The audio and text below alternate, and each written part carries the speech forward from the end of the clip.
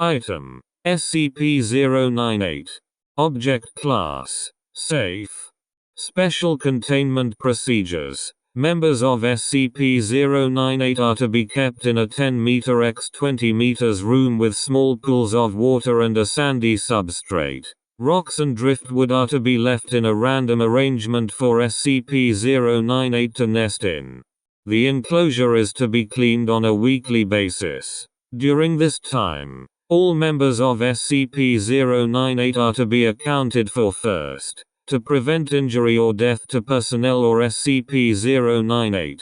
Any members of SCP-098 that appear ill or injured are to be removed and examined. Description: SCP-098 is a species of previously unknown crustacean. They resemble crabs, but rather than shelly, the front limbs terminate in knife-like structures that incorporate silica to form an extremely sharp edge. Specimens reach larger size than normal for land-dwelling arthropods, at 40 cm tall and as large as 60 cm across. Specimens of SCP-098 prefer an environment with ready concealment and shallow pools of water. They are able to breathe both water and air, splitting their time between the two environments. They also are capable of vocalizations, using a larynx-like structure attached to primitive lungs. SCP-098 demonstrates pack hunting behavior when attacking prey. When specimens detect a prey animal, they will attempt to surround it.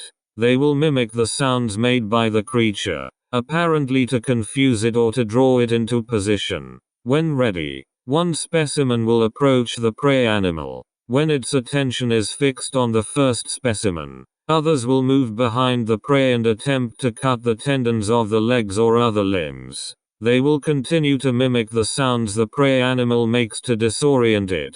After making a cut, a specimen of SCP-098 will spit a viscous mucus over the wound. This substance hardens rapidly, preventing blood loss or infection. This continues until the prey animal is completely immobilized.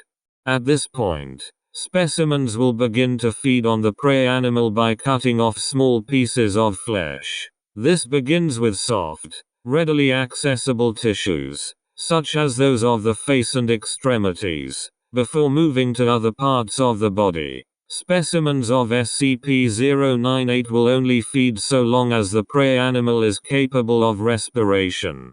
Feeding can last several hours or several days, depending on the size of the prey animal and the number of specimens present.